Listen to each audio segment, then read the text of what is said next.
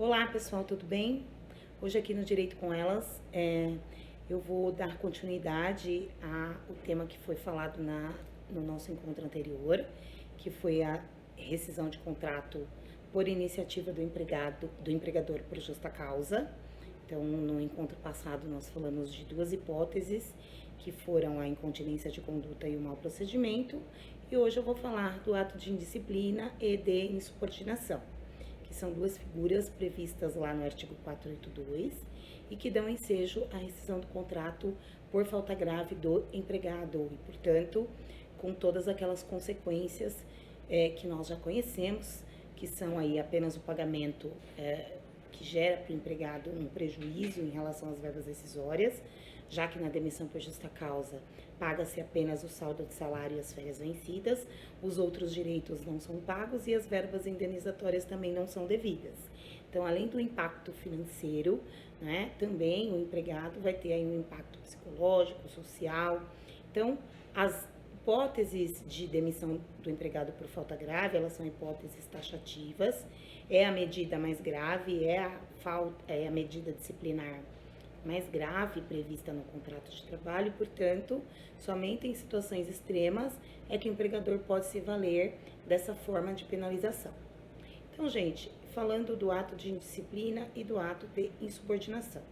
Lembrando, obviamente, que da mesma maneira o empregador deverá observar na demissão por essas razões a imediatividade, ou seja, a aplicação da penalidade imediatamente após a prática do ato, sob pena de caracterizar perdão tácito, a taxatividade, a hipótese deve ser rigorosamente enquadrada, adaptada com a hipótese legal, a proporcionalidade, já que não é qualquer falta grave que dá ensejo à demissão por justa causa, tem que realmente ter acontecido um fato sério que inviabilize a continuidade do contrato de trabalho, já que existem outras formas do empregador penalizar o empregado, né? Então, a demissão por justa causa é a última hipótese, a última possibilidade, seria aí o último recurso do qual o empregador pode se valer para demitir o empregado por falta grave, por justa causa.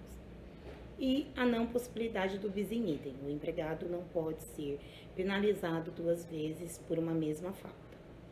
Falando da hipótese da insubordinação e da indisciplina, são situações distintas.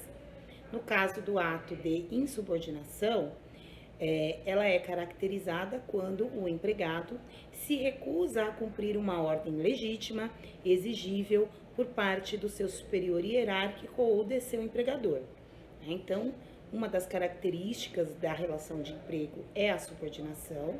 Nós temos que prestar o serviço de acordo com as determinações do empregador, já que a nossa autonomia no contrato de trabalho ela é transferida para o empregador, no que diz respeito à prestação de serviços, no que diz respeito à forma da prestação de serviço.